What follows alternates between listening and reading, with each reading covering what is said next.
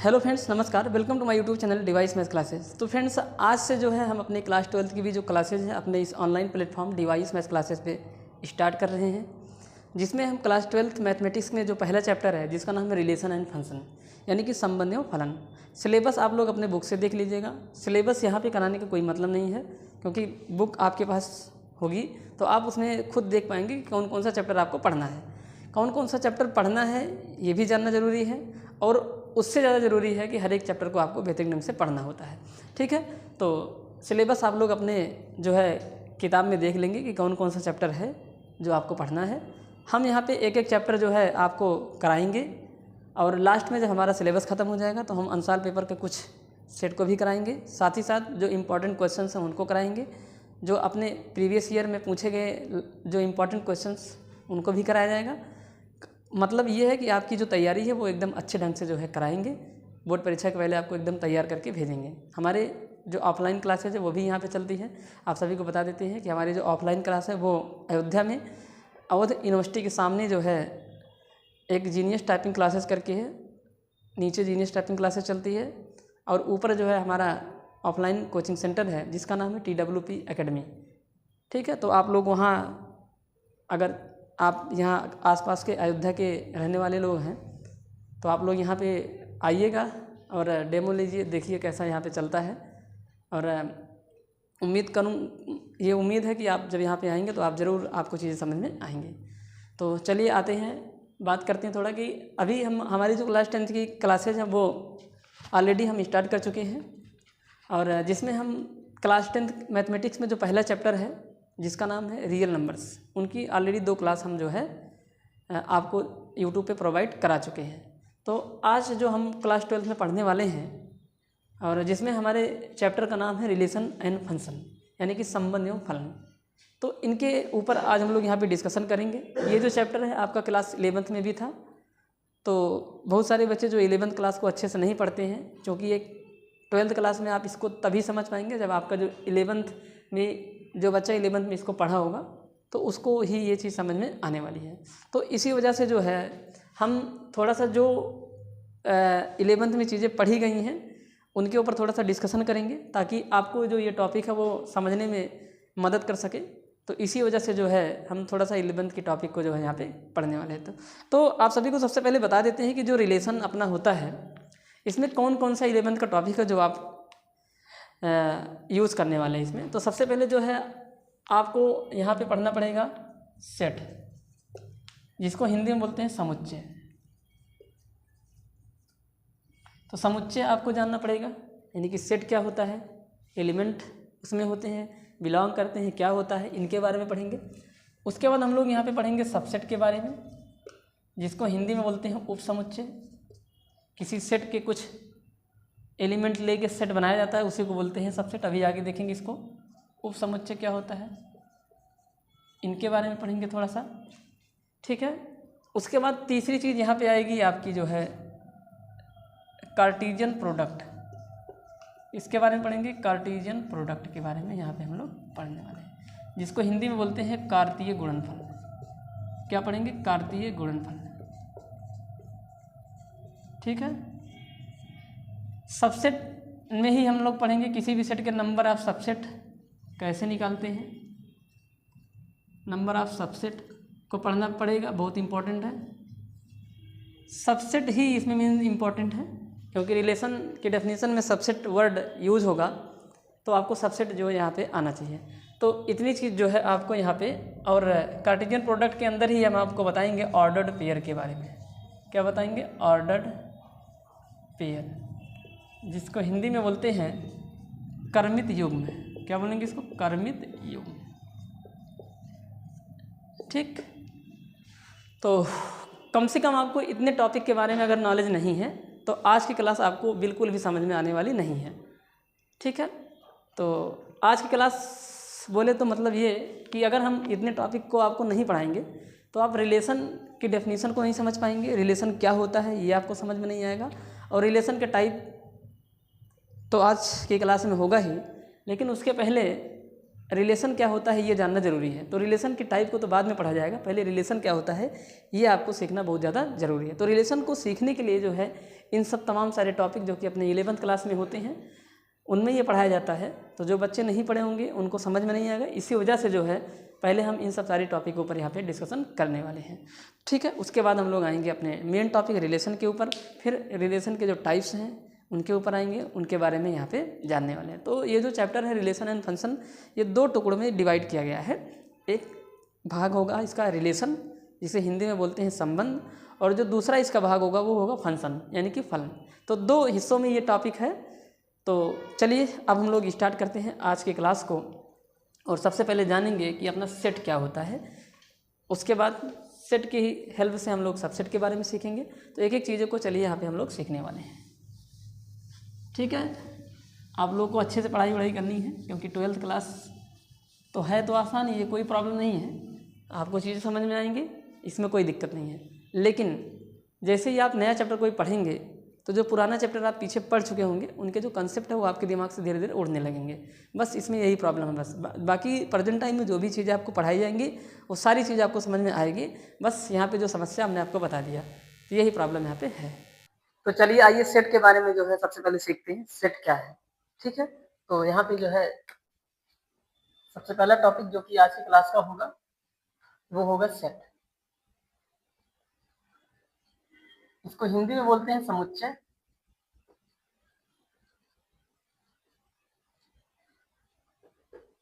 तो सेट क्या होता है? सेट की डेफिनेशन ये है कि set is the collection of well defined object, यानी कि समुच्चय सुपरिभाषित वस्तुओं का संग्रह होता है। वेल डिफाइंड का मतलब होता है कि ऐसे ऑब्जेक्ट का कलेक्शन, ऐसी वस्तुओं का संग्रह, मतलब वेल डिफाइंड का मतलब होता है कि ऐसी वस्तुओं का संग्रह, ऐसे ऑब्जेक्ट का कलेक्शन जिनमें अगर कलेक्शन 10 लोगों से पूछी जाए तो 10 का जो जवाब होगा वो सेम चीजों का होना चाहिए। समझ रहे हैं? यानी कि 10% से अगर किसी कलेक्शन के बारे में पूछा जाए, किसी ऑब्जेक्ट के कलेक्शन के बारे में पूछा जाए, तो 10 के 10% जो होंगे उनका जो आंसर आएगा वो सेम आना चाहिए। बस उनके ऑब्जेक्ट का जो ऑर्डर है वो आगे पीछे हो सकता है। जैसे अगर कोई पूछता है कि collection of natural first 5 natural number, यानी कि प्रथम 5 प्राकृतिक संख्याओं का जो समूह है, क्या वो एक वेल डिफाइंड कलेक्शन है? तो आंसर होगा यस। फर्स्ट 5 नेचुरल नंबर, हर एक जो 10% से पूछने की बात कर रहे हैं, आप अगर 10 आदमियों से पर फर्स्ट 5 नेचुरल नंबर की बात करेंगे तो सबका जवाब 1 2 3 4 5 होगा। बस फर्क ये है कि कोई 4 3 पहले बोल सकता है, 2 पहले बोलेगा। ये जरूर नहीं कि 1 2 3 4 5 ही बोला जाए, लेकिन हाँ अगर उसको नेचुरल नंबर के बारे में पता है तो वो वही नंबर बोलेगा, 1 से लेके 5 तक के नंबर को बोलेगा। तो ऐसे कलेक्शन को हम लोग बोलते हैं वेल डिफाइंड कलेक्शन। तो सेट होता है collection of well defined object. तो यहाँ पे लिख देंगे सेट क्या है? Set is the collection of well defined object. Well defined object Hindi में बोलते हैं सुपरिभाषित वस्तुओं के संग्रह को समुच्चय कहा जाता है। एक बात और आप सभी को बता देते हैं कि हमारी जो ये क्लास होगी वो हिंदी और इंग्लिश दोनों माध्यमों में होगी, क्योंकि बाईलिंगुअल क्लास रहेगी तो सही रहेगा। इंग्लिश मीडियम वाले बच्चे भी देख सकते हैं और हिंदी मीडियम वाले बच्चे भी इसको देख सकते हैं। ठीक है, तो जैसे यहाँ पे एग्जाम्पल ले लेते हैं। एग्जाम्पल क्या है अपना? हिंदी में भी लिख देते हैं सुपरिभाषित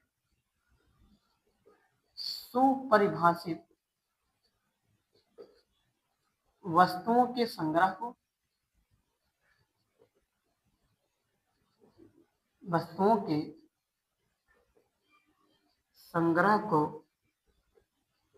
समुच्चय कहा जाता है। ये आप 11 क्लास में पढ़ चुके हैं। समुच्चय कहा जाता है। ठीक है, ठीक है। तो एक बार फिर से बता देते हैं, वेल डिफाइंड का मतलब होता है ऐसा कलेक्शन जो पर्सन टू पर्सन वेरी ना करता हो, यानी कि प्रत्येक व्यक्ति के द्वारा अलग अलग नहीं होना चाहिए, वेरिएशन नहीं होना चाहिए उनमें। जो कलेक्शन होगा, जिन ऑब्जेक्ट का कलेक्शन होगा वो सेम ऑब्जेक्ट होने चाहिए। ठीक है, जैसे एग्जाम्पल के लिए देखिए, जैसे collection of first 5 natural number, first 5 natural यानी कि प्रथम 5 प्राकृतिक संख्याओं का जो संग्रह होगा वो एक सेट होगा। यानी कि प्रथम 5 प्राकृतिक संख्याओं में जो जो हमारे नंबर्स आते हैं उनका जो कलेक्शन होगा वो वेल डिफाइन होगा।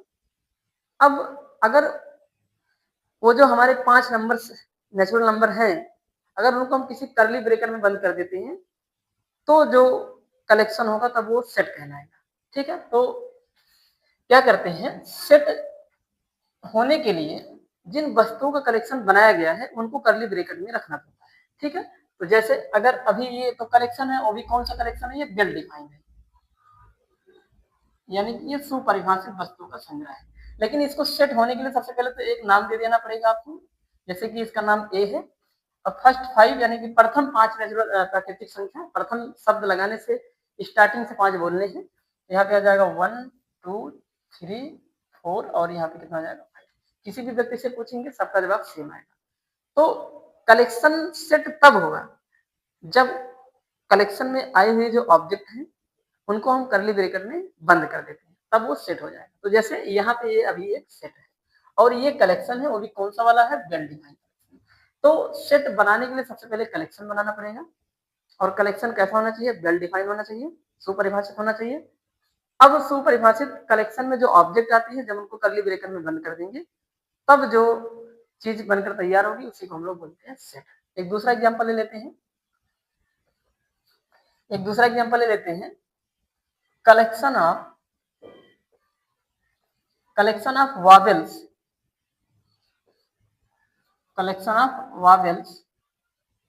स्पेलिंग गलत है क्या यार, ये वाला स्पेलिंग है, ठीक है, कलेक्शन ऑफ वॉवेल्स। ठीक, collection of vowels in English alphabet, यानी कि अंग्रेजी वर्णमाला के जो हमारे स्वर होते हैं उनका जो कलेक्शन होगा वो एक वेल डिफाइंड कलेक्शन होगा। अब उस कलेक्शन में जो ऑब्जेक्ट आएंगे अगर उनको कर्ली ब्रैकेट में रख देंगे तो जो एक कलेक्शन बना है तो वो सेट हो जाएगा। जैसे अभी तो ये वेल डिफाइंड कलेक्शन है, कैसा कलेक्शन है, वेल डिफाइंड। आप किसी भी व्यक्ति से अगर अंग्रेजी वर्णमाला के वॉवेल्स की बात करेंगे तो सबका जवाब ए ई आई ओ यू होगा। बस फर्क इतना है कि कोई पहले आई को बताएगा, फिर यू को कोई पहले बता देगा, कोई ए ई आई ओ यू ऐसे बता देगा। ठीक है, ये जरूरी नहीं कि ए से ही सभी लोग स्टार्ट करें, लेकिन हाँ जो भी अपने 5 स्वर होते हैं वो सबके आंसर में सेम आएगा। तो ये अपना वेल डिफाइंड कलेक्शन है। अब अगर इनमें इस कलेक्शन में आए हुए ऑब्जेक्ट को किसी कर्ली ब्रैकेट में बंद करेंगे, जैसे मान लीजिए सेट का नाम ए दे देते हैं तो अपना हो जाएगा ए, और जो कलेक्शन बनाएंगे तो ऑब्जेक्ट के बीच लगाना पड़ेगा कामा। तो उसी प्रकार से सेट में भी जो ऑब्जेक्ट आएंगे, जो एलिमेंट आएंगे उनके बीच क्या लगाएंगे, कामा लगाएंगे। तो वहाँ पे ऑब्जेक्ट बोलते हैं, यहाँ पे एलिमेंट बोलते हैं। तो ए ई आई ओ यू, ये जो ए ई आई ओ यू है इन्हीं ऑब्जेक्ट का कलेक्शन बनाया गया था। अब जब ये सेट में आ जाते हैं तो इनको हम लोग एलिमेंट नाम दे देते हैं। मतलब जो ए है वो एलिमेंट है, क्या है, एलिमेंट। ये सारी बात उम्मीद करता हूँ कि आप सीखे होंगे। हिंदी में इसको बोलते हैं अवयव, लेकिन फिर भी हम इसको बता रहे हैं। ई क्या है, यहाँ पे एलिमेंट है, अवयव है। ठीक है, अब 2 एग्जांपल हो गया वेल डिफाइन का। एक एग्जांपल लेते हैं जो वेल डिफाइन नहीं है लेकिन वो कलेक्शन है। अब ये जरूरी नहीं कि प्रत्येक जो कलेक्शन होता है वो सेट होता है, जो वेल डिफाइंड कलेक्शन होगा वही सेट होगा, जो सुपरिभाषित होगा वही सेट होगा। एक और एग्जांपल लेते हैं, एग्जांपल नंबर 3। तो देखिए एग्जांपल नंबर 3 है अपना। एग्जांपल नंबर 3 में अगर हम कहें कलेक्शन ऑफ 3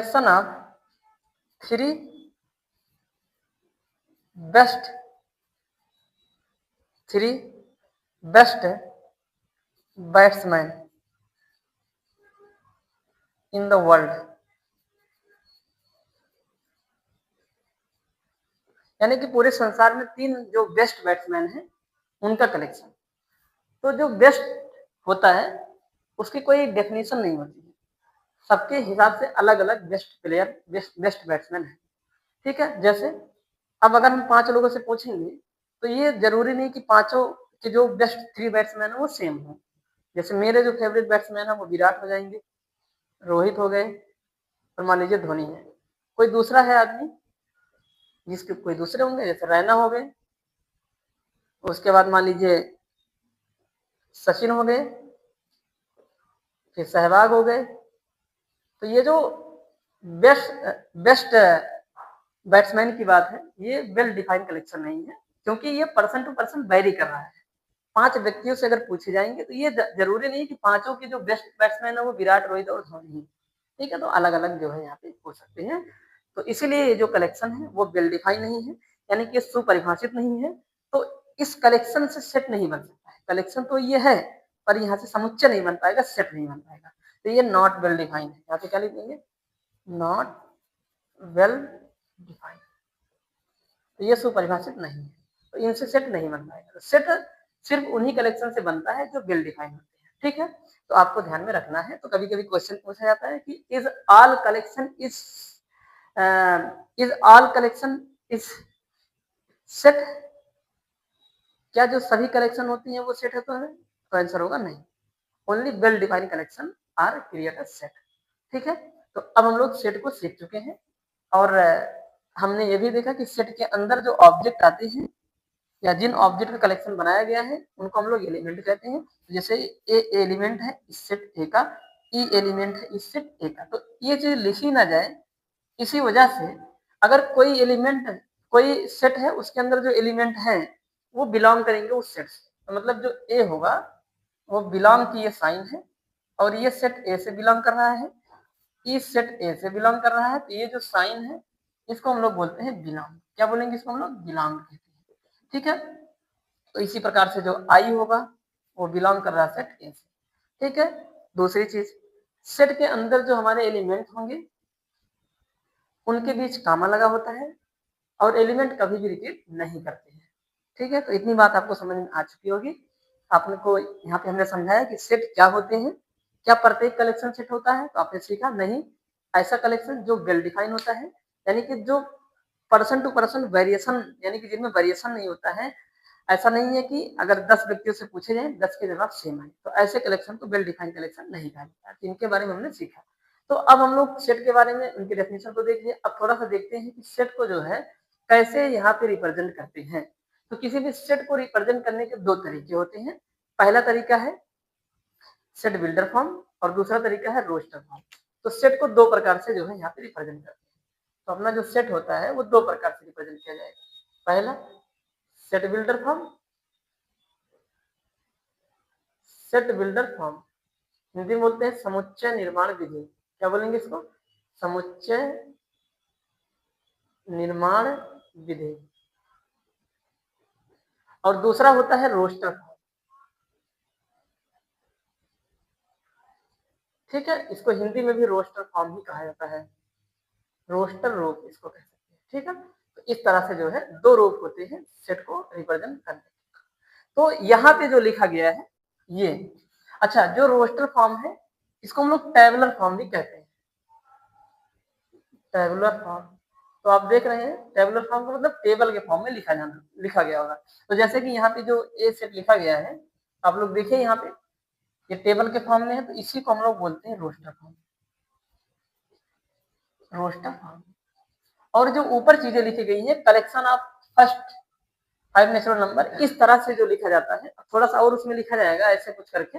जैसे यहाँ पे मान लीजिए जो है, थोड़ा सा मिटा देते हैं सेट बिल्डर फॉर्म को और थोड़ा समझाने की कोशिश करते हैं।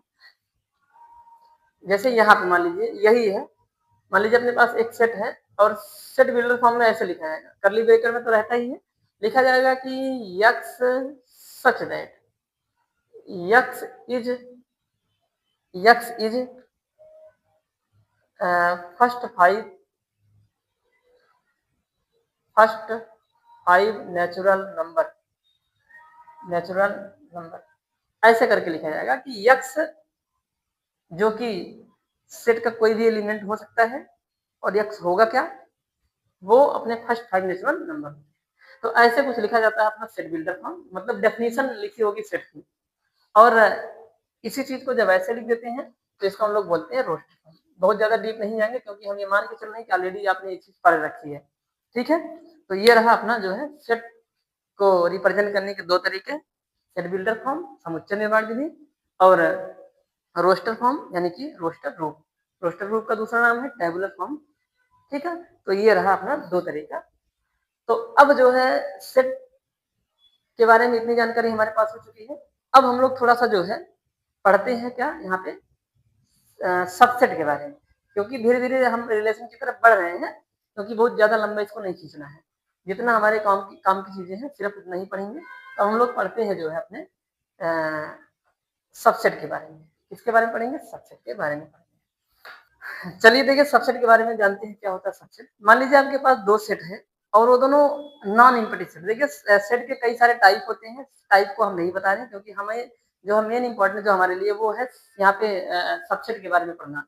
तो सबसेट क्या होता है? मान लीजिए आपके पास दो नॉन इम्पैक्टिव सेट है। नॉन इम्पैक्टिव का मतलब ऐसे सेट जिसके अंदर कोई ना कोई एलिमेंट पाए जाते हो, यानी कि उसके अंदर कोई ऐसा ना हो कि एलिमेंट ही ना हो। कभी कभी ऐसा भी होता है एक ऐसा सेट जिसके अंदर कोई भी एलिमेंट नहीं होते हैं, ऐसे सेट को हम लोग बोलते हैं इम्पैक्टिव सेट। आपने ये सारी चीजें 11th क्लास में पढ़ चुके हैं। तो मान लीजिए आपके पास जो है let A and B have two non-empty set, non-empty set। माना कि दो समुच्चय जो कि रिक्त समुच्चय नहीं है ए और बी, तो यदि सेट ए का प्रत्येक अवयव बी में पाया जाएगा तो जो ए होगा वो सबसेट होगा बी का। और ये रही सबसेट की साइन, ये जो साइन है ये सबसेट की साइन है। ठीक है, अब अगर कभी ऐसे होता है, इसको सबसेट को हिंदी में वो समुच्चय बोलते हैं, लिख ही दिया। तो अगर ये कभी भी ऐसे हो जाए, ऐसे और इसका मतलब होगा सबसेट, सबसेट आर इक्वल। क्या बोलेंगे इसको? सबसेट आर इक्वल, यानी कि या तो सबसेट होगा या तो वो इक्वल होगा। तो क्या होता है सबसेट? तो यहाँ पे लिख देंगे if all the elements of set A has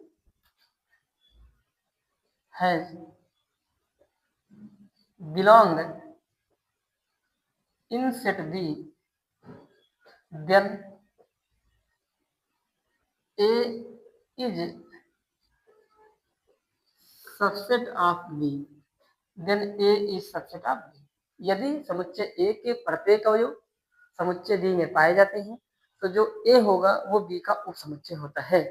ऐसे दिखाएंगे उसको, मैथमेटिकली ऐसे दिखाएंगे कि जो A होगा वो सबसेट होगा किसका? B का।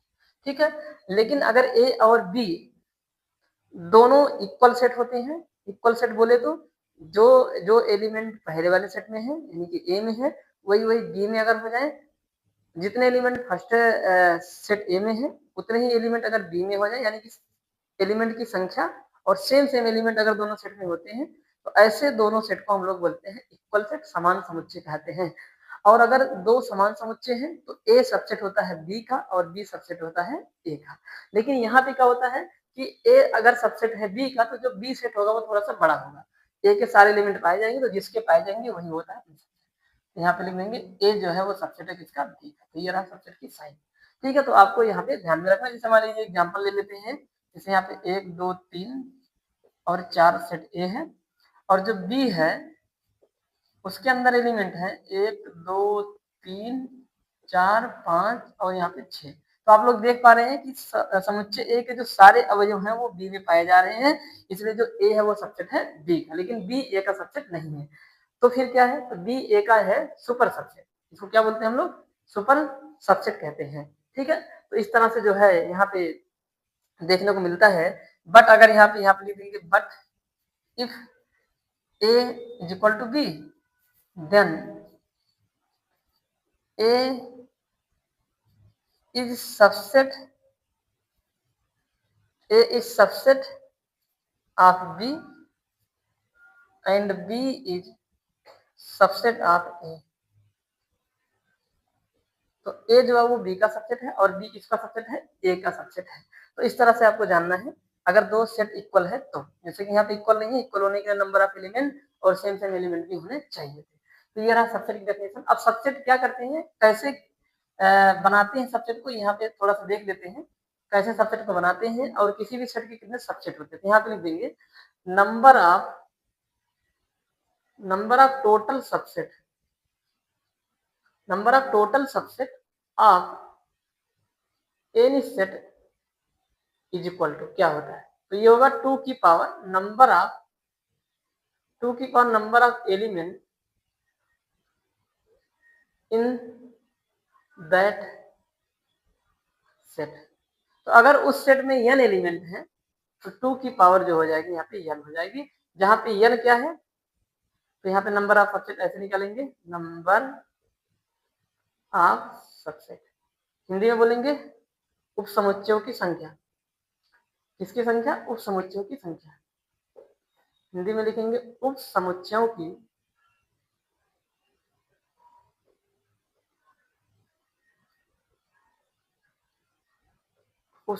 संख्या किसके बराबर होगी? 2 की पावर n के बराबर होगी, जहां पे जो n है वो नंबर ऑफ एलिमेंट है। क्या है? Number of in given set, यानी कि दिए गए समुच्चय में कुल अवयवों की संख्या है कौन? n। तो किसी भी सेट के कितने सबसेट होंगे, तो ये चीज जो है निकालने के लिए हम लोग 2 की पावर कर देते हैं, उस सेट में कितने एलिमेंट हैं, तो नंबर ऑफ टोटल सबसेट जो है वहां पे निकल के आ जाता है। अब सबसेट बनाते कैसे हैं, थोड़ा सा ये भी देख लीजिए। तो अगर किसी भी सेट के सबसेट बनाना है तो फिर कैसे बनाएंगे, पहली चीज। दूसरी चीज है कि सबसेट जो होता है वो खुद एक सेट होता है, आपको ये दिमाग में रखना है। तो अगर सबसेट एक सेट है तो उसमें भी एलिमेंट आएंगे, उसके भी अंदर एलिमेंट के जो होंगे उनमें कामा लगा होगा, एलिमेंट रिपीट नहीं करेंगे, एलिमेंट बिलोंग करेंगे उस सेट से। उस सबसेट वाले सेट को भी सेट बिल्डर और रोस्टर दो तरीके से रिप्रेजेंट किया जाता है, ठीक है, क्योंकि वो भी एक सेट है। तो सेट में जो जो चीज हमने अभी तक पढ़ा था वो सारी चीज जो है अपने सबसेट वाले चीज में भी यूज होगी, ठीक है। तो आपको ध्यान में रखना है। एक बार बता देते हैं कि सबसेट को बनाते कैसे, इतनी चीज आप नोट कर लीजिए और फिर हम आपको बताते हैं कि सबसेट बनता कैसे। इसको मिटा देते हैं हम,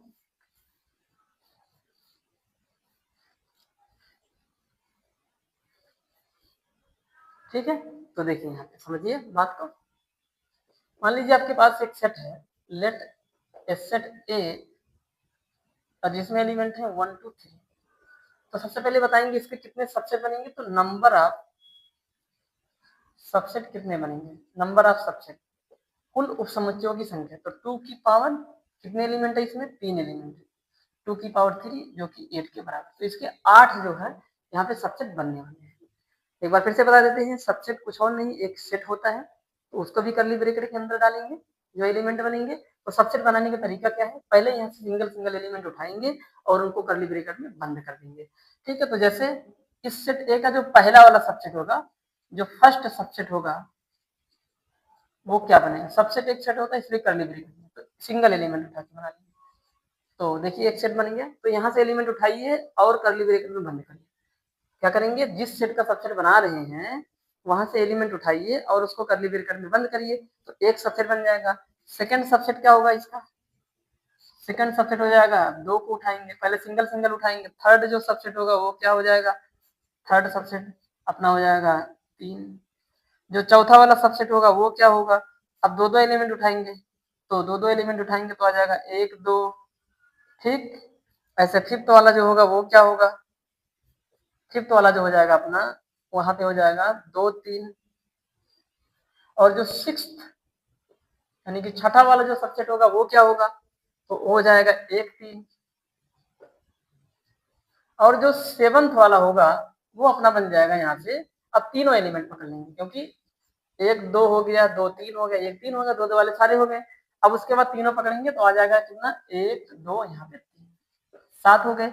और जो 5 होता है वो हर एक सेट का सबसेट होता है, तो 5 एक इम्पटी सेट होता है जिसके अंदर कोई भी एलिमेंट नहीं होते हैं। तो 5 जो होगा वो अपना 8वां जो हो जाएगा इस सेट ए का सबसेट होगा, तो 5 हो जाएगा। 5 क्या है, इम्पटी सेट है, ऐसा सेट जिसके अंदर कोई भी एलिमेंट नहीं आते।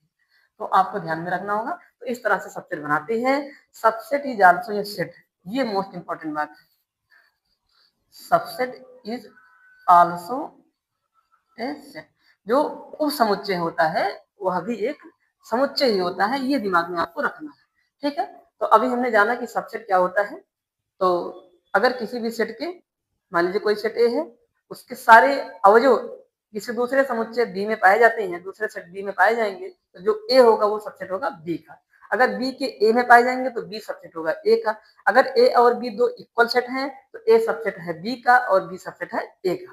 तो ये चीज हमने देखा। फिर देखा कि किसी भी सेट के कितने सबसेट होते हैं, तो 2 की पावर कर देंगे number of element in the given set. उस सेट में कितने एलिमेंट हैं वो 2 की पावर n करने से निकल के आ जाएगा। मतलब नंबर ऑफ एलिमेंट को 2 की पावर पर लगाएंगे तो नंबर ऑफ सबसेट निकल जाएंगे। उसके बाद हमने पढ़ा कि किसी भी सेट के सबसेट को बनाते कैसे हैं, तो इस तरह से यहाँ पे बनाते हैं। फिर हमने लास्ट में देखा जो इंपॉर्टेंट वाली बात है वो ये है कि जो सबसेट होता है वो एक सेट ही होता है और कुछ नहीं, यानी कि जो समुच्चय होता है उप समुच्चय होता है जो वो एक समुच्चय ही होता है। तो ये सारी चीज हमने यहाँ पे पढ़ लिया है। अब एक चीज और आपको थोड़ा सा ध्यान में रखना है, अभी तक जो हम सेट पढ़ रहे हैं उसमें जो एलिमेंट आ रहे हैं वो ऐसे देखिए सिंगल सिंगल करके आ रहे हैं। अभी जब आगे पढ़ेंगे तो आप देखेंगे कि कुछ ऐसे नजर आएंगे। अब आगे धीरे धीरे उसी तरफ बढ़ रहे हैं, ठीक है। तो आप देखिए यहाँ पे तो सबसेट के बारे में पढ़ लिया, किसी भी सेट के टुकड़े होते हैं वो भी एक सेट ही होता है, ठीक है। तो यहाँ पे सबसेट के बारे में हमने पढ़ा। अब हम लोग थोड़ा आते हैं जो है कार्टेशियन प्रोडक्ट के ऊपर, ठीक है। इसके ऊपर आएंगे कार्टेशियन प्रोडक्ट के ऊपर। थोड़ा सा और यहाँ पे समझा देते हैं। मान लीजिए ये जो पहला वाला सबसेट बना है इसका जो नाम है वो है अपना यहाँ पे डी सेट। तो यहाँ पे देख पा रहे हैं कि जो डी है वो सबसेट है किसका, ए का। अगर इसको ई नाम देते हो तो जो ई है वो सबसेट है किसका, ए का। तो ये रहा तरीका मैथमेटिक्स में लिखने का, ठीक है। तो हम लोग बढ़ते थोड़ा कार्टेशियन प्रोडक्ट के बारे में पढ़ते हैं, यानी कि कार्तीय गुणनफल के बारे में यहाँ पे पढ़ते हैं, ठीक है। तो चलिए इसको जो है यहाँ पे मिटा देते हैं और कार्टेशियन प्रोडक्ट के बारे में यहाँ पे हम लोग थोड़ी सी जानकारी लेते हैं।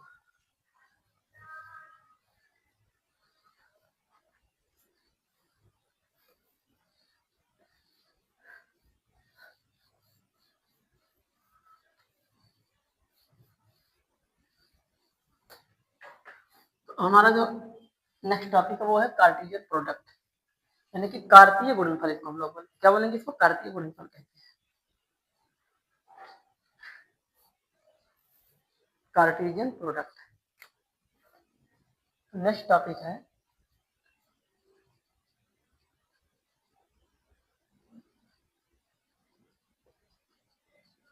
कार्टेशियन प्रोडक्ट, कार्तीय गुणनफल। हिंदी में बोलेंगे कार्तीय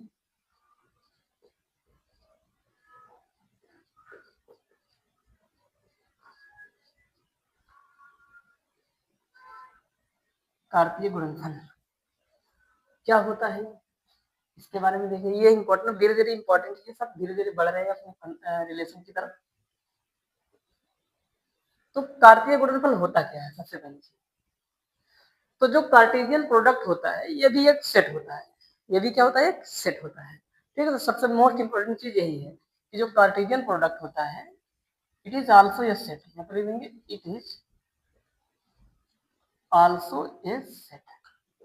यह एक समुच्चय ही होता है, यह क्या, एक समुच्चय ही है, यह एक समुच्चय ही है, यह समुच्चय है। बस ये बहुत ज्यादा इंपॉर्टेंट वाली बात है। बस इसके अंदर जो एलिमेंट होते हैं वो ऑर्डर्ड पेयर में होते हैं। फिर से यहाँ पे सीखेंगे क्या कि in this set elements are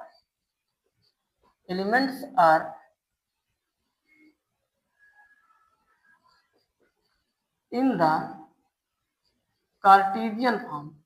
कौन सा फॉर्म होता है, अरे सॉरी कार्टेशियन फॉर्म कह रहे हैं, ऑर्डर्ड पेयर फॉर्म। क्या लिखेंगे यहाँ पे, ऑर्डर्ड पेयर फॉर्म। तो in this set elements are in the ordered pair form. Ordered pair को हिंदी में बोलते हैं क्रमित युग्म, क्रमित युग्म। यानी कि कुछ ऐसे दिखेगा, ए ऐसे, ये दिखेगा ए कामा बी, ऐसे ब्रेकर लगा होगा। या एग्जांपल के लिए देखिए जैसे ऐसे 3 कामा 4, तो 3 कामा 4 जो होगा वो इस तरह से एक एलिमेंट बनेगा। मतलब ये जो अपना कार्टेशियन प्रोडक्ट है ये भी एक सेट होता है। और क्या है, इसके अंदर जो भी एलिमेंट आएंगे इस सेट के अंदर, इस सेट के अंदर जो भी एलिमेंट आएंगे वो कुछ इस प्रकार से दिखेंगे, जैसे ऐसे दिखेगा कुछ। मान लीजिए एक सेट होगा ऐसे 3 कामा 4 हो गया, ये एक एलिमेंट हो जाएगा, ये एक एलिमेंट है। 4 कामा 5 हो गया, 6 कामा 8 हो जाएगा, तो ऐसे करके जो एक सेट बनता है जिसके अंदर जो एलिमेंट आते हैं वो कुछ ऑर्डर्ड पेयर, इसको हम लोग बोलते हैं ऑर्डर्ड पेयर। ऐसे अगर कोई फॉर्म का एलिमेंट है तो समझ लीजिए वो कार्टेशियन प्रोडक्ट के टाइप का है। हालांकि जो कार्टेशियन प्रोडक्ट अभी हमने बताया कि अभी हम ये बता रहे हैं कि कार्टेशियन प्रोडक्ट असल में क्या होता है।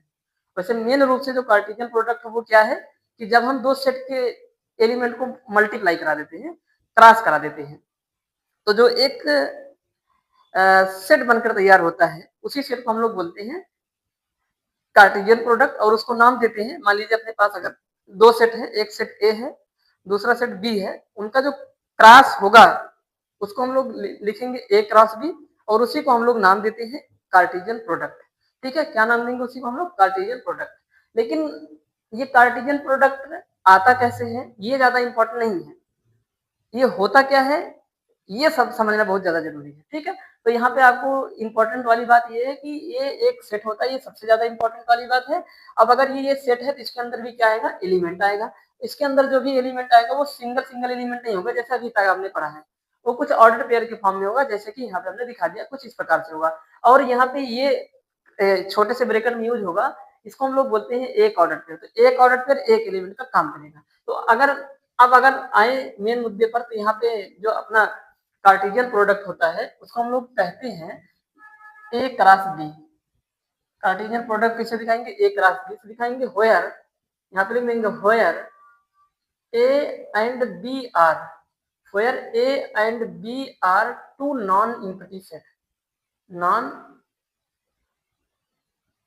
इम्पटी सेट, यानी कि दो आरिक्त समुच्चय हैं ए और बी, उनके क्रॉस को ही हम लोग बोलते हैं कार्टेशियन प्रोडक्ट, कार्तीय गुणनफल कहते हैं उसको। अब मान लीजिए अपने पास जो है एक सेट ए है जिसके अंदर एलिमेंट है एक दो, और दूसरा सेट अपने पास बी है जिसके अंदर एलिमेंट है चार पांच। अब जो अपना ए क्रॉस बी है इसी को हम लोग बोलते हैं कार्टेशियन प्रोडक्ट। इसी ए क्रॉस बी को क्या कहा जाएगा, अपना कार्टेशियन प्रोडक्ट, इसी को बोलते हैं कार्टेशियन प्रोडक्ट, यानी कि कार्तीय गुणनफल इसी को कहते हैं। हिंदी में भी लिख देते हैं यहाँ पे कार्तीय गुणनफल, यही अपना दिखाएंगे कैसे, एक राशि से करते कैसे हैं। देखिए करली ब्रैकेट लगाएंगे, क्यों लगाएंगे करली ब्रैकेट, क्योंकि ऑलरेडी हम ये बात बता चुके हैं कि एक सेट होता है और सेट के अंदर जो भी एलिमेंट आएगा वो करली ब्रैकेट में आता है, इसी वजह से करली ब्रैकेट लगाएंगे। अब देखिए करते कैसे हैं, यहाँ से एक एलिमेंट को उठाएंगे सारे के साथ जो है, मतलब यहाँ से एक एलिमेंट उठाइए सारे के साथ क्रॉस करने का मतलब ये हुआ कि इस एक का चार के साथ जब जाएंगे तो एक कामा चार लिखेंगे और उसको छोटे से ब्रैकेट में बंद कर देंगे। जैसे कैसे, एक कामा चार हो गया, कामा लगाएंगे, क्यों कामा लगा रहे हैं, क्योंकि कार्टेशियन प्रोडक्ट एक सेट होता है और सेट के अंदर जो भी एलिमेंट आएगा उसमें बीच में क्या लगा होना चाहिए, कामा। तो ये एक एलिमेंट हो गया, कामा लगाएंगे। अब इसी एक का पांच के साथ एक कामा पांच हो जाएगा, फिर दो का चार के साथ दो कामा चार हो जाएगा, फिर दो का पांच के साथ दो कामा पांच हो जाएगा। तो ये अपना रहा एक रास बी, इसी को हम लोग बोलते हैं कार्टेशियन प्रोडक्ट। दो सेट को इस तरह से मल्टीप्लाई कराते हैं तो ये निकल के आता है, ये एक सेट होता है, दिमाग में रखना है। इसके अंदर जो भी एलिमेंट आएंगे वो ऑर्डर्ड पेयर के फॉर्म में आते हैं। तो ये अपना ऑर्डर्ड पेयर है, ये भी अपना ऑर्डर्ड पेयर है, ये भी अपना ऑर्डर्ड पेयर और ये भी अपना ऑर्डर्ड पेयर है। इनको हम लोग क्या नाम देते हैं, ऑर्डर्ड पेयर। हिंदी में क्या बोलते हैं, क्रमिक युग्म बोला जाता है। ठीक है, अब यहाँ पे जो एक रास बी जिसे हम लोग कार्टेशियन प्रोडक्ट कहते हैं उसके अंदर जो एलिमेंट आए हैं ऑर्डर पेयर के फॉर्म में, तो ऑर्डर पेयर के प्रत्येक ऑर्डर पेयर का जो पहला एलिमेंट होगा, प्रत्येक ऑर्डर पेयर का जो पहला एलिमेंट होगा वो सेट ए से बिलोंग करेगा। जैसे कि यहाँ पे देखिए इस ऑर्डर पेयर का पहला एलिमेंट वन है, इसका वन है, इसका टू है, इसका टू है, तो ये वन और ये वन, ये टू और ये टू, ये सब सेट ए से आएंगे। यानी कि जो वन होगा वो बिलोंग करेगा सेट ए से और जो टू होगा वो बिलोंग करेगा अपना दूसरे वाले सेट सेट बी से। तो इस तरह से जो है हम लोग निकालते हैं कार्टेशियन प्रोडक्ट। तो कार्टेशियन प्रोडक्ट निकालना आपको आता ही होगा, आपने क्लास 11 में सीखा ही है। लेकिन जो इंपॉर्टेंट वाली बात है वो ये है कि ये एक सेट होता है और इसके अंदर जो भी एलिमेंट आएंगे वो ऑर्डर करके फॉर्म में आते हैं। तो ये रहा अपना कार्टेशियन प्रोडक्ट। ठीक है, अब देखिए अभी यहाँ पे हमने लिखा कि जो एक रास बी होता है वो एक सेट होता है। तो अगर ये एक सेट है तो इसके भी क्या होंगे, सबसेट होंगे। क्या होंगे इसके, सबसेट। यहाँ पे ध्यान से देखिए आप लोग, समझिए यहाँ पे, क्योंकि एक रास बी एक सेट है तो इसके नंबर ऑफ सबसेट को कैसे निकालेंगे। ठीक है, तो यहाँ पे लिखेंगे number of subset of number of subset of A cross B. अब कोई भी सेट हो उसके नंबर ऑफ सबसेट यानी कि उप समुच्चयों की संख्या को निकालने के लिए क्या करते हैं, 2 की पावर करते हैं और नंबर ऑफ एलिमेंट 2 की पावर n लिखेंगे, a क्रॉस b लिखेंगे। ये जो n a क्रॉस b है इसका मतलब ये निकल के आ रहा है कि a क्रॉस b में कितने एलिमेंट हैं। तो a क्रॉस b में कितने एलिमेंट हैं ये कैसे निकालेंगे, तो जो अपना कार्टेशियन प्रोडक्ट होता है उसमें नंबर ऑफ एलिमेंट निकालने के लिए क्या करते हैं, अपने पहले वाले सेट में जितने एलिमेंट होते हैं और जो दूसरे वाले सेट में नंबर ऑफ एलिमेंट है दोनों को मल्टीप्लाई करा देते हैं। ठीक है, तो अगर हम यहाँ पे थोड़ी देर के लिए ये मान के चल रहे हैं कि, तो देखें यहाँ पे ऐसे कर देते हैं, इसको ऐसे लिख देते हैं कि 2 की पावर n a ऐसे भी कर सकते हैं इनटू n b। ठीक है, तो चाहे इसको ऐसे देख लीजिए कि a क्रॉस b में कितने एलिमेंट हैं, या फिर 2 की पावर कर दीजिए सेट a में कितने एलिमेंट हैं इनटू सेट b में कितने एलिमेंट हैं, तो इससे निकल के आ जाएगा कि कितने सबसेट हमारे बन रहे हैं। तो अपने इस एग्जांपल में जो अपना a क्रॉस b निकल के आया है इसके कितने सबसेट बनेंगे देखते हैं। तो एग्जांपल अपना जो है जिसमें अपना सेट a है जिसके अंदर एलिमेंट हमने लिया है 1, 2 और जो दूसरा वाला सेट है b जिसके अंदर एलिमेंट लिए हैं 4, 5। अब देखिए आते हैं नंबर ऑफ सबसेट निकालते हैं, इनके नंबर ऑफ सबसेट कैसे निकालते हैं देखिए ध्यान से। नंबर ऑफ सबसेट निकालेंगे 2 की पावर क्या लिखा था a क्रॉस b में कितने एलिमेंट है, तो कितने एलिमेंट है यहाँ से देखिए 1, 2, 3, 4, एक ऑर्डर पेयर एक एलिमेंट होगा, तो 2 की पावर 4 और जो 2 की पावर 4 होगा वो 16 के इक्वल हो जाएगा।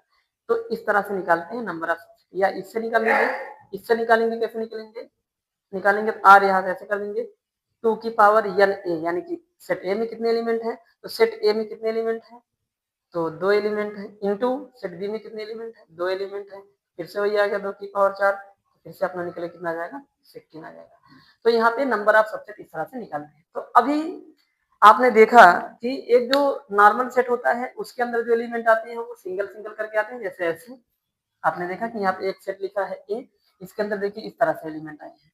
अब यहाँ पे दूसरा सेट लिखा है बी, इसके भी अंदर जो है वो सिंगल सिंगल एलिमेंट आए हैं, लेकिन जो ए क्रॉस बी हमारा यहाँ पे सेट बना हुआ है इसके अंदर देखिए ध्यान से जो भी एलिमेंट आए हैं वो ऑर्डर पेयर के फॉर्म में निकल के आए हैं, और इस तरह से जब भी चीजें दिखेंगी तो इसका मतलब ये निकल के आ रहा है कि जो 1 है उसका रिलेशन 4 के साथ है, जो 1 है उसका रिलेशन 5 के साथ है, जो 2 है उसका रिलेशन 4 के साथ है। तो यहाँ पे दो दो एलिमेंट आ रहे हैं और अभी रिलेशन होने के लिए कम से कम 2 लोगों का होना जरूरी है, यहाँ पे 2 एलिमेंट होंगे तभी रिलेशन यहाँ पे बन पाएगा। तो अब हम लोग धीरे धीरे बढ़ते हैं रिलेशन की तरफ और हम लोग जानने की कोशिश करते हैं कि रिलेशन क्या है। ठीक है, तो अब यहाँ पे देखिए सिचुएशन क्रिएट हो रही है धीरे धीरे रिलेशन का, 2 लोग चाहिए, 2 लोग यहाँ पे आ गए हैं। ठीक है, तो रिलेशन होने के लिए 2 लोग का होना जरूरी है, और 2 लोग यानी कि 2 एलिमेंट तभी आता है जब उनका क्रॉस कराया जाता है। तो देखिए क्रॉस कराने से जो है 2 लोग आ गए, और जब 2 लोग आ गए तो रिलेशन बनने के चांसेस हैं।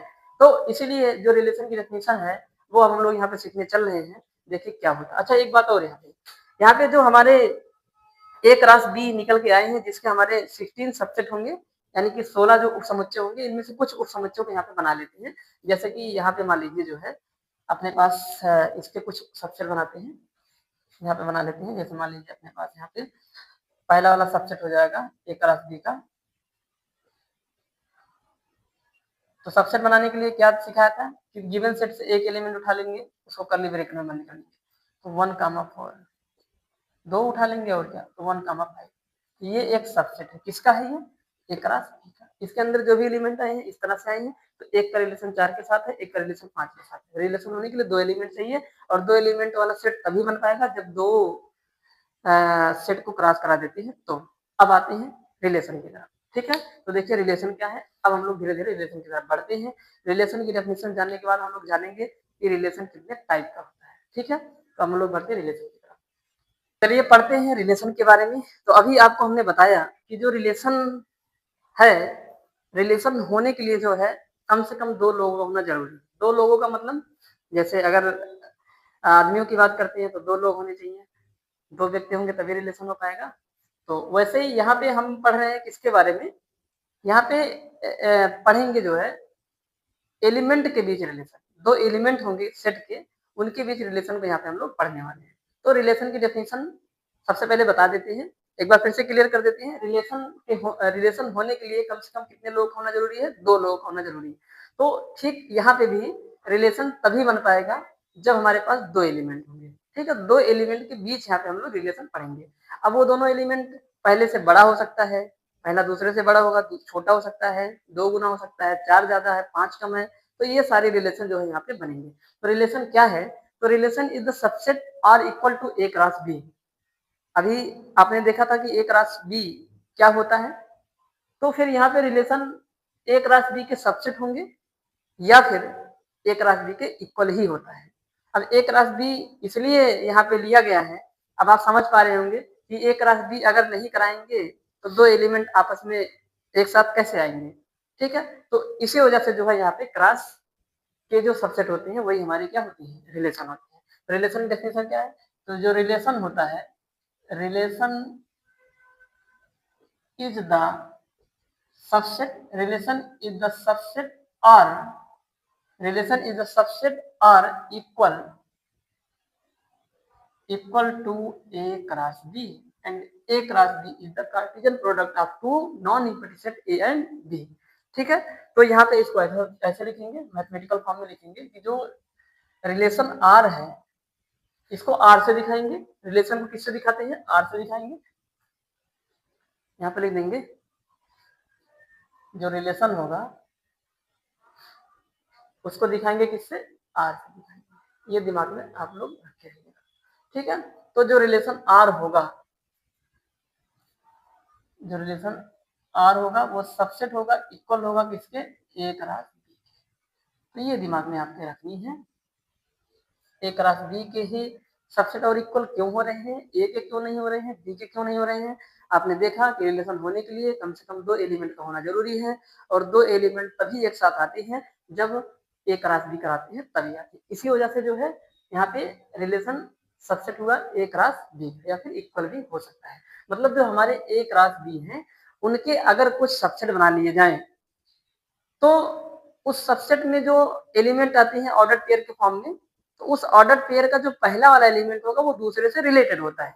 ठीक है, तो यहाँ पे जो है इस चीज को समझना है। तो जैसे मान लीजिए हमारे पास एक 2 सेट है, ए है एक सेट जिसके अंदर एलिमेंट है 1 2 और यहाँ पे 3 है, और अपने पास एक दूसरा सेट है बी जिसमें एलिमेंट है 3 और यहाँ पे 4 है।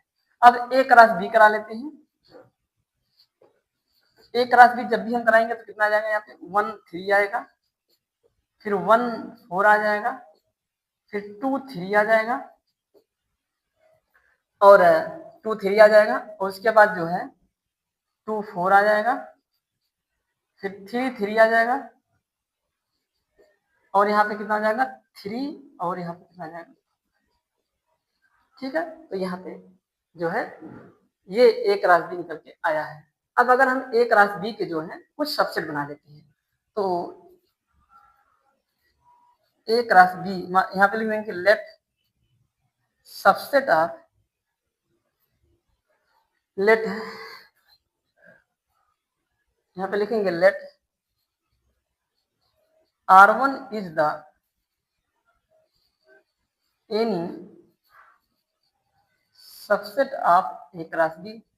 माना जो R1 है वो ए क्रॉस बी का कोई सबसेट है, तो R1 के अंदर कौन कौन से एलिमेंट आएंगे? अपने हिसाब से कुछ भी रख लेंगे, क्योंकि इसके कितने सबसेट बनेंगे? 2 की पावर लगाएंगे, 1 2 3 4 5 6, 2 की पावर 6 करने पे जो आएगा उतने इसके सबसेट बनेंगे। तो इनमें से कुछ सबसेट में एक सबसेट हम ले रहे हैं R1 जिसके अंदर एलिमेंट ले रहे हैं 1 3 1 4 2 3। तो ये एक सबसेट है। एक दूसरा सबसेट R2 भी है, यहाँ पे लिख देंगे, यहाँ पे लिखते हैं let another subset, let another माना कि कोई दूसरा जो सबसेट है, another subset R2 another subset R2 of A cross B. तो R2 के अंदर भी कुछ एलिमेंट यहाँ पे पकड़ती है, जैसे कि यहाँ पे हमारा हो जाएगा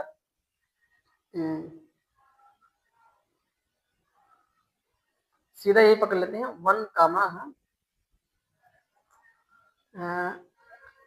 1,4 ले लेते हैं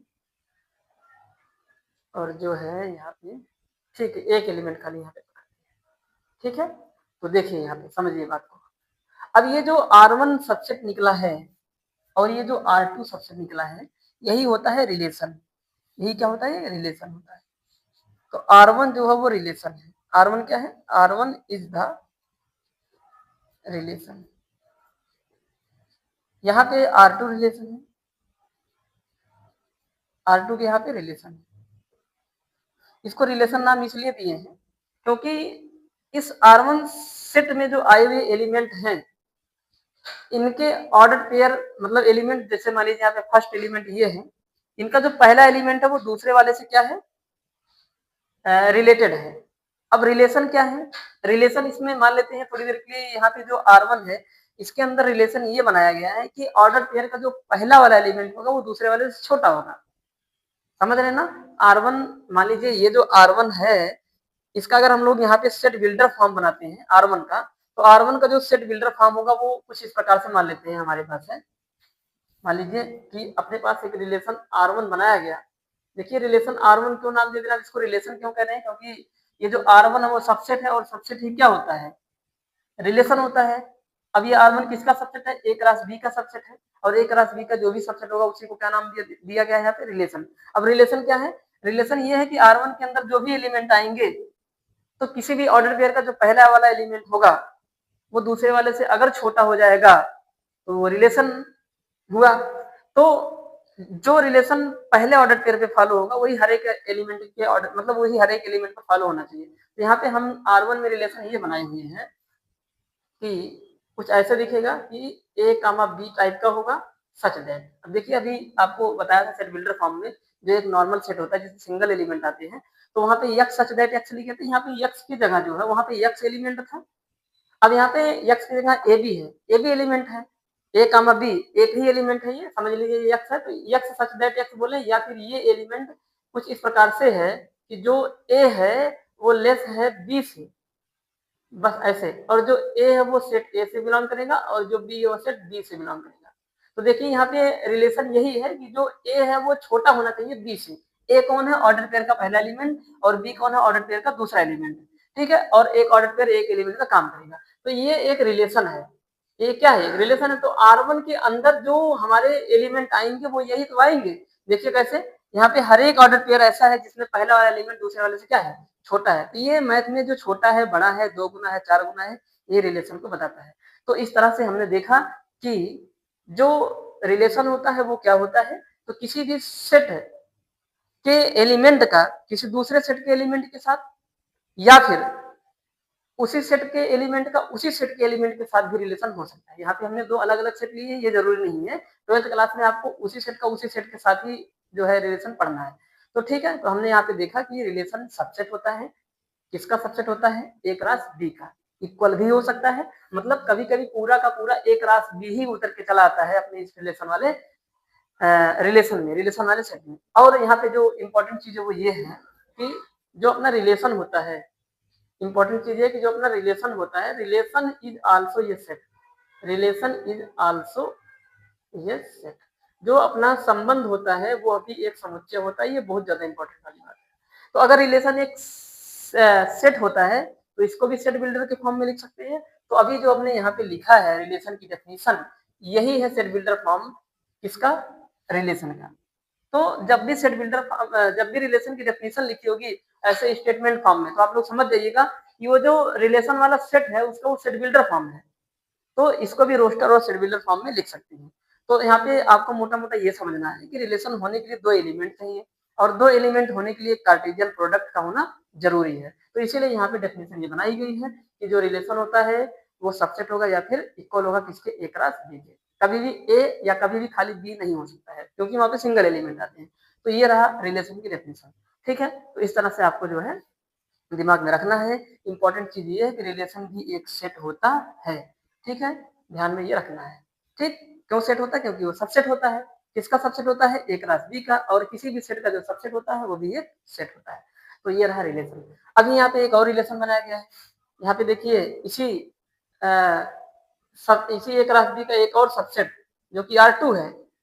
अब अगर इसको सेट बिल्डर फॉर्म में लिखें तो जो R2 है वो कुछ ऐसा लिखा जाएगा, ऐसा लिखा जाएगा कि A कामा B, मतलब ये फॉर्मेट है कि ऐसे कुछ ऑर्डर पेयर में दिखेगा वो सच दैट A की जगह पे 1 है, B की जगह पे यहाँ पे कितना है 4 है। A कामा B कुछ इस प्रकार से दिखेगा कि जो A होगा वो, या ऐसे लिख देंगे कि जो B होगा, ऐसे कह देंगे यहाँ पे कि जो B होगा वो 4 गुना होगा किसके, A की। तो ये भी एक रिलेशन है कि जो B है वो A का 4 गुना है, तो ये एक रिलेशन ही तो है ये, ठीक है। तो ये रिलेशन है, जबकि हम देख रहे हैं कि ये सेट बिल्डर फॉर्म भी है, तो इसी को जब रोस्टर फॉर्म में बनाएंगे तो ये बन जाएगा। तो मतलब इनमें रिलेशन क्या है कि जो ऑर्डर पेयर का पहला वाला एलिमेंट है, मतलब जो दूसरा वाला एलिमेंट है वो पहले वाले का 4 गुना है, तो रिलेशन ही तो बना रहा है ये। तो कुल मिला के ये बताना जो है यहाँ पे, कुल मिला के ये समझाना चाह रहा हूँ कि जो रिलेशन है वो कुछ और नहीं, वो सबसेट होगा या फिर इक्वल होगा किसका, ए क्रॉस बी। ठीक है, ये आपको दिमाग में रखनी है। अब क्यों हो रहा है ये ए क्रॉस बी का ही सबसेट, आपको यहाँ पे समझा दिया पूरे अच्छे तरीके से। अब हम लोग बढ़ते हैं अपने नेक्स्ट टॉपिक की तरफ, और जिसमें हम लोग पढ़ेंगे टाइप्स ऑफ रिलेशन के बारे में, यानी कि जो हमारा संबंध होता है उसके प्रकार के बारे में हम लोग यहाँ पे पढ़ने वाले हैं। अच्छा, थोड़ी सी और यहाँ पे चीजों को समझा देते हैं। तो रिलेशन को लिखने का तरीका क्या होगा, रिलेशन को लिखने का तरीका कुछ ऐसा होगा कि जैसे मान लीजिए यहाँ पे ऐसे लिखा जाएगा कि ऐसे आर लिखा जाएगा और यहाँ पे सच दैट की साइन आएगी, और ऐसे ए क्रॉस ए लिखा जाएगा, या आर लिखा जाएगा, या फिर जो है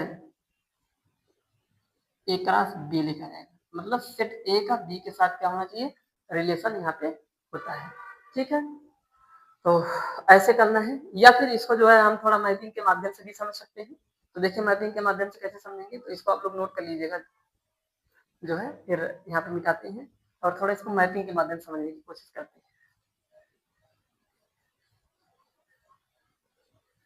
जैसे मान लीजिए अभी हमने यहाँ पे एक रिलेशन बनाया है R1, तो मैपिंग के माध्यम से समझने का मतलब ये है कि अपने पास ये सेट A है, ये सेट B है, तो B का A के साथ क्या है, रिलेशन है।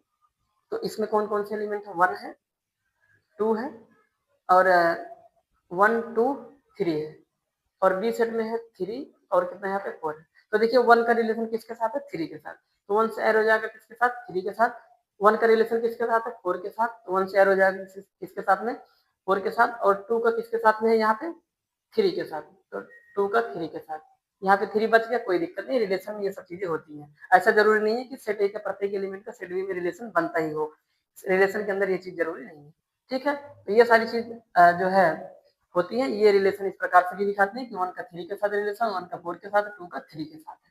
ठीक है, यहाँ पे जो 1 का रिलेशन 3 के साथ है, 3 इमेज है, हिंदी में बोलते हैं प्रतिबिंब इसका 1 का, तो 1 का इमेज 3 है, 1 का इमेज 4 भी है। ठीक है, और यहाँ पे 2 का इमेज कौन है, 3 है, तो 2 का इमेज 3 है, और 3 जो है वो प्री इमेज है, सॉरी 2 जो है वो प्री इमेज है किसका, 3 का। तो आपको ध्यान में रखना है कि जो 1 है, जो 3 है वो इमेज है, 3 इमेज है, किसका इमेज है, 1 का। ठीक, आप 1 कर देंगे। जो 4 है वो इमेज है ऑफ 1।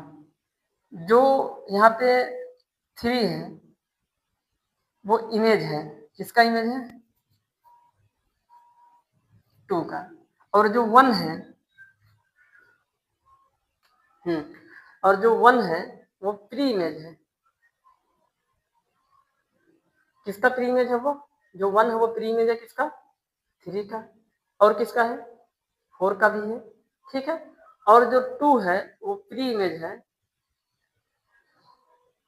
2 प्री इमेज है किसका, यहाँ पे 3 का। तो आपको ये सब चीजें जो है ध्यान में रखनी है, ये सब यहाँ पे उतना ज्यादा इंपॉर्टेंट नहीं है, लेकिन फिर भी एक बार बता देते हैं। ठीक है, तो इस तरह से जो है इमेज को हिंदी में बोलते हैं प्रतिबिंब, और प्री इमेज को बोला जाता है पूर्व प्रतिबिंब।